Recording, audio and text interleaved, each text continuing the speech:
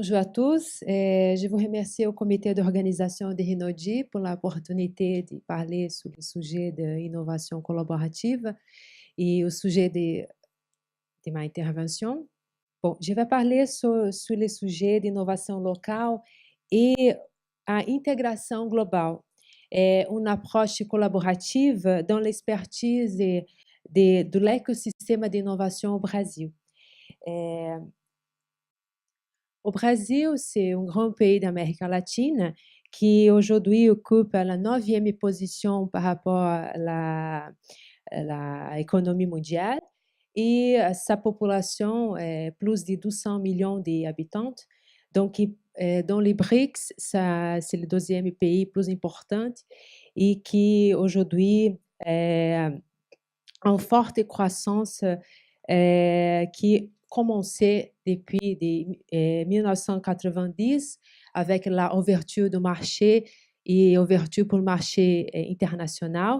Les entreprises étrangères commencent à s'installer au Brasil et aujourd'hui, un fort nombre d'entreprises étrangères qui sont installées au Brasil. Et ces entreprises elles ont des centres de recherche et de développement dans ces pays. Donc, il y a plusieurs domaines de compétences et bien sûr qu'au-delà des entreprises multinationales qui sont installées là-bas, il y a aussi l'expertise des entreprises multinationales brésiliennes qui sont là. Je vais présenter quelques cases, study cases que j'ai travaillé dans mon sujet de recherche. Je suis doctorant à Paris-Dauphine dans l'équipe de MLab, Innovation et Management.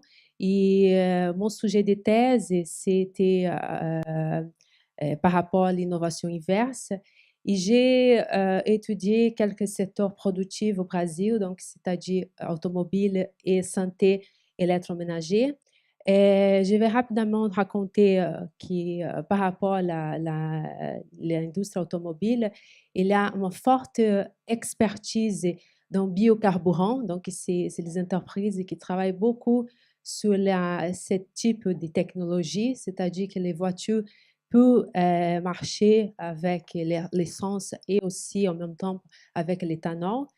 Et ces entreprises, elles ont une forte liaison entre eux, les constructeurs, les fournisseurs, les équipementiers, ils sont intégrés justement pour évoluer cette expertise par rapport aux biocarburants.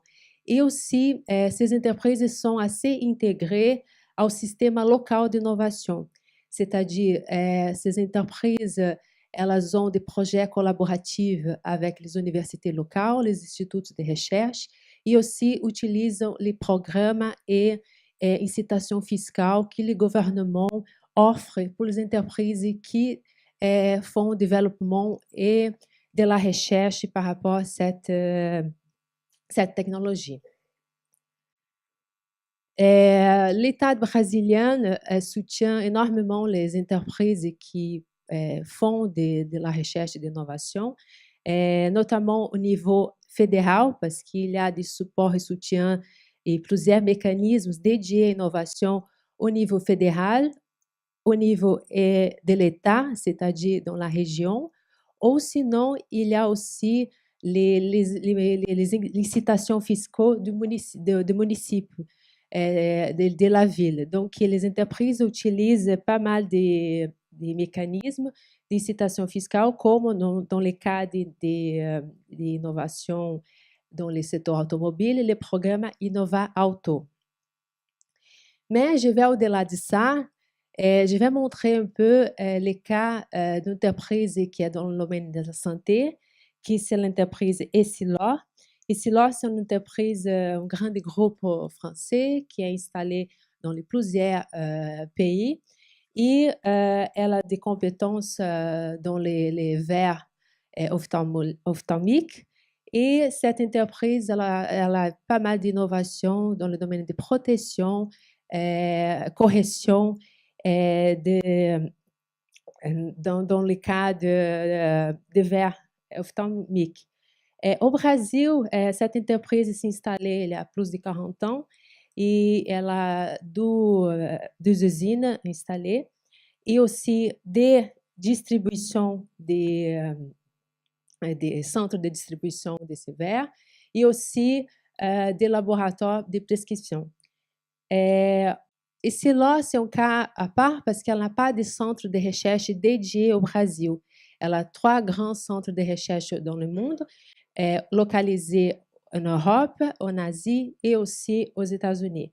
Donc, tous les produits et les innovations qui sont conçus au Brésil, elles sont en collaboration avec la maison mère et les centres de recherche qui sont espalhés dans le monde, qui sont par le monde. Je vais parler d'un produit assez intéressant qui est celui au Brésil démarré avec un grand succès. Donc, c'est les verres Kodak. Cette verre, elle était initialement commercialisée dans les pays développés, c'est-à-dire dans les pays comme aux États-Unis, en Angleterre et d'autres pays européens. Mais toujours, ce produit était dirigé vers les hautes gammes, les marchés haute gamme. C'était un produit classe premium. Et après tous l'approche dans ce marché, c'était même la communication par rapport aux consommateurs, c'était toujours un peu formel, un peu sa publicité même c'était en noir et doré.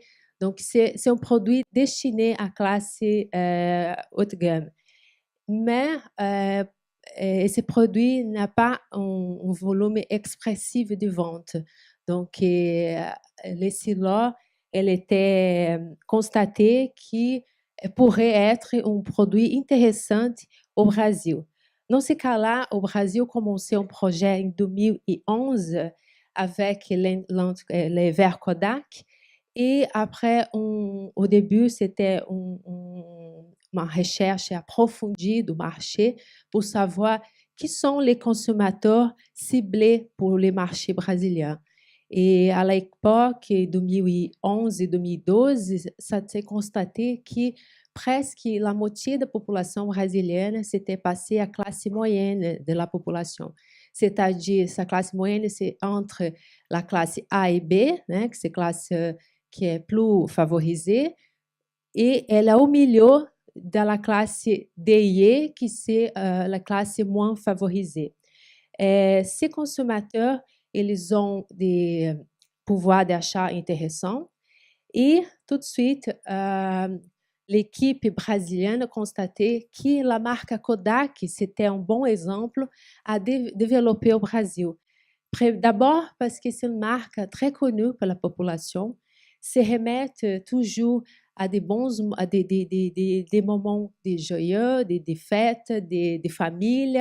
C'est une marque qui rappelait beaucoup la question d'image, de photos, d'imprimerie pour les jeunes qui utilisaient l'impression dans les machines Kodak. Donc, c'est une marque très connue et qui remet à qualité. Et immédiatement, l'équipe brésilienne s'est réunie avec plusieurs équipes de groupe, même avec les centres de recherche en France, et commençait à démarrer un nouveau produit pour ces marchés brésiliens très intéressant à cette époque. On a bien sûr avoir des innovations incrémentales parce que les produits ils étaient les prix plus intéressants pour le marché brésilien. Ça a changé le positionnement de cette marque, qui avant c'était pour une classe premium, haute gamme, et maintenant c'est une classe destinée au marché brésilien, classe moyenne. Donc ces produits étaient moins chers, plus légers.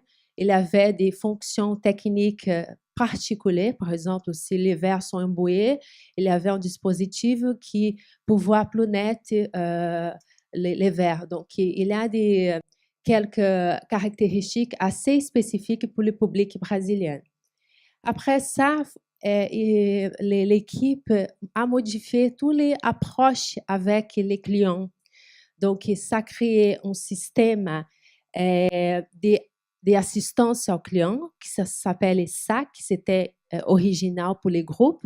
Donc, ça permet que les consommateurs échangent avec l'entreprise par rapport à comment ça démarrait les produits dans les marchés. Et cette façon, l'entreprise elle a pu suivre tous la performance de ces produits dans les marchés brésiliens. Et aussi, une autre innovation intéressante pour les groupes dans les marchés brésiliens, c'est de commencer à commercialiser en ligne ces produits. Donc, c'était des plateformes dédiées à vendre en ligne du verre Kodak. Et après ça, tous les positionnements de la marque qui s'étaient changés, même en termes d'image, des couleurs des gens joyeux, la participation des Brésiliens dans les vidéos promotionnelles, ça donnait beaucoup d'autres approches par rapport à la vente aux clients. Et ensuite, avec à peu près de 1 million de verres depuis ce lancement, qui c'était fin de 2014.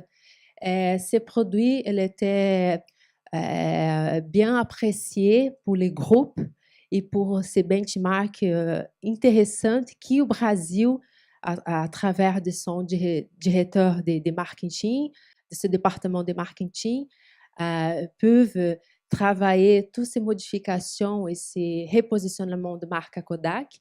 Ils ont mis ces produits d'autres pays émergents, d'abord en Amérique latine, et après, ils ont mis en Chine et aux États-Unis avec un nouveau repositionnement de marque. Et aujourd'hui, ces deux pays achètent bien ces produits. Et aussi, même les commerciaux publicitaires, la partie de vente, la partie des modifications techniques et des innovations incrémentales sont aperçues comme une très, très bonne qualité, très bonne image pour la marque Kodak. Et comme ça, les groupes aujourd'hui, elle peut redimensionner ces produits dans le monde. Pour conclure, je vais remarquer 3 points, je vais signaler 3 points principaux. L'importance de la stratégie du groupe multinational de travailler cette question d'innovation globale et profiter de tous ces talents, compétences locales qui ont les filiales dans les pays émergents. D'autres facteurs qui c'est très intéressant, c'est l'innovation à partir de la collaboration locale à travers de partenariats locaux ou sinon avec au sein de groupe. Et aussi la question de créer des équipes globales, comme est le cas de l'intégration très forte d'équipes brésiliennes avec l'autre équipe du groupe Essilor par le monde. Merci.